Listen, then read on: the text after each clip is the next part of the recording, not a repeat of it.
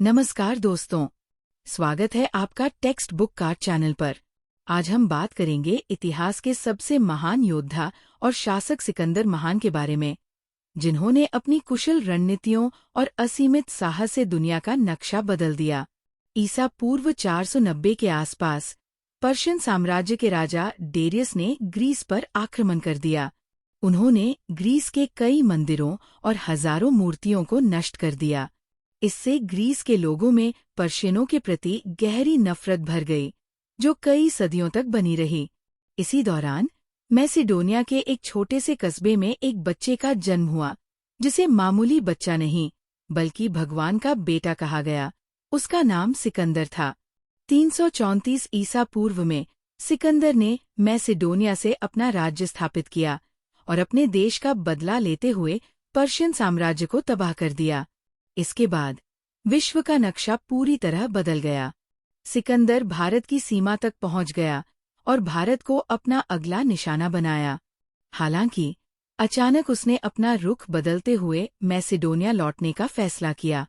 सिकंदर का जन्म मैसिडोनिया शहर में हुआ। जन्म होते ही शहर के लोग उसे भगवान का बच्चा मानने लगे। उसकी माँ ओलंपिया ने भी इसे मान्यता दी। सिकंदर के पिता फिलिप द्वितीय उसे एक काबिल राजा बनाना चाहते थे।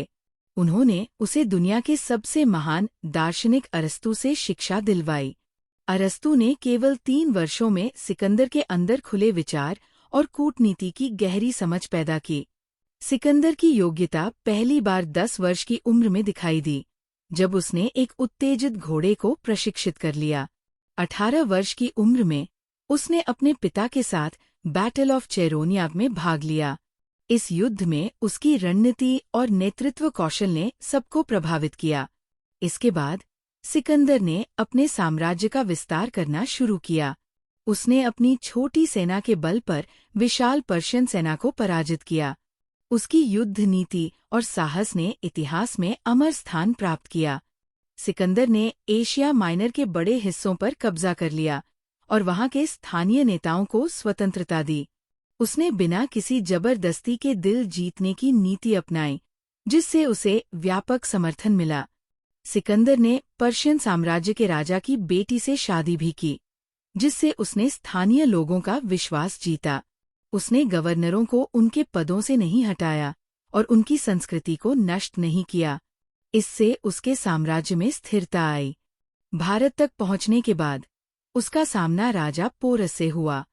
पोरस ने हार मानने से इनकार कर दिया, लेकिन उनकी युद्ध कला और साहस ने सिकंदर को प्रभावित किया।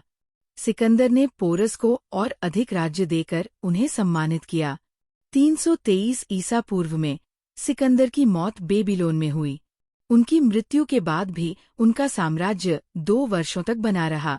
सिकंदर की रणनीतियों को आज भी सैन्य अकादमियों में पढ़ाया जाता है।